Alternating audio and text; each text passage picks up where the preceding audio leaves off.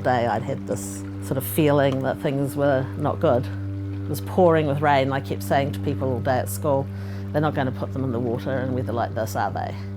And as soon as I walked in and Mum said, "Oh, sit down," I went, "What's happened to Tara?" She said, "Oh, she's missing in the water." And I went, "Oh, she's dead then."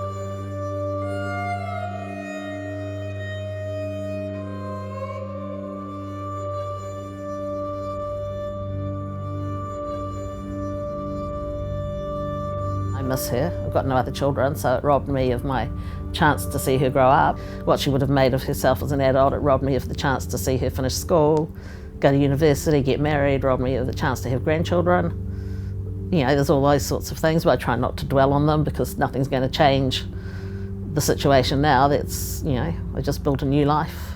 I'd love to turn the clock back. You just said, 6 stunning students and a teacher with so much promise. It's almost like God chose the best. I see their photograph every day, right as I walk to my office at Botany campus. Each of them incredible.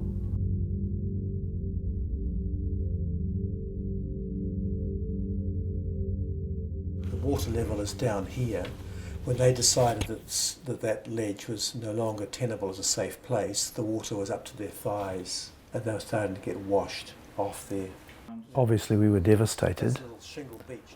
I had a physical pain in there for months. I woke up every morning for about 3 months crying before I woke up. And I don't cry. I've been an officer in the army, I've been a rugby player, I don't cry, but I woke up even before and I was already crying.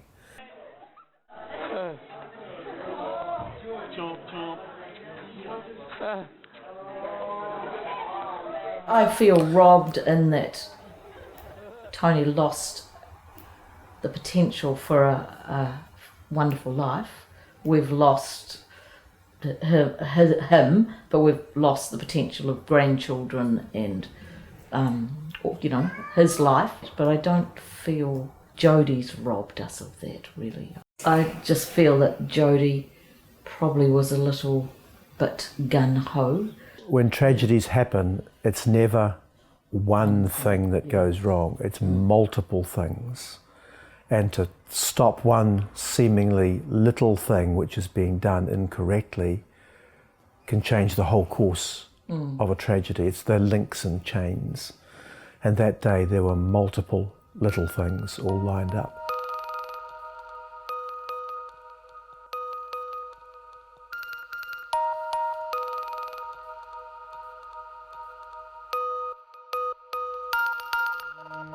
I hold Jodie Sullivan and OPC responsible.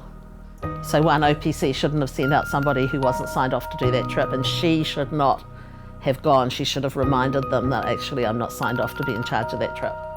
OPC were taken to court and charged, found guilty, but Jodie was never singled out. She was treated by everybody as a victim in a way. And she made a mistake, and you should step up for your mistakes and be held accountable. And I just don't feel that she ever really said sorry properly.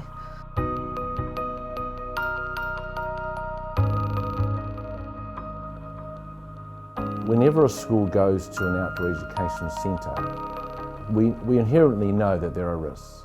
In fact, the reason we choose to do outdoor education is because there are challenges that will grow our students.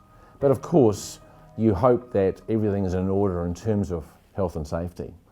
I was not there, but there was a pivotal moment where Jodie and her supervisor of the day were making decisions about what the day looked like for the activities. At the end of the day, Jodie was allowed to make her own decision and had to live with the consequences of that.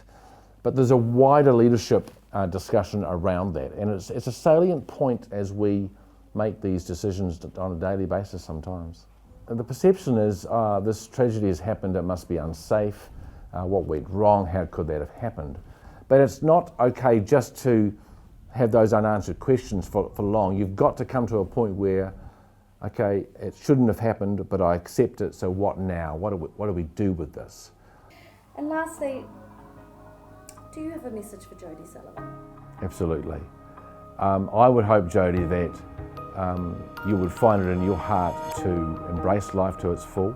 You only get to live once, And I trust you have mentors and people around you who will encourage you, believe the best in you, and know that the best is yet to come. And I wish her all the very, very best, and I'm very, very happy to offer my help, my guidance, even my friendship at any point.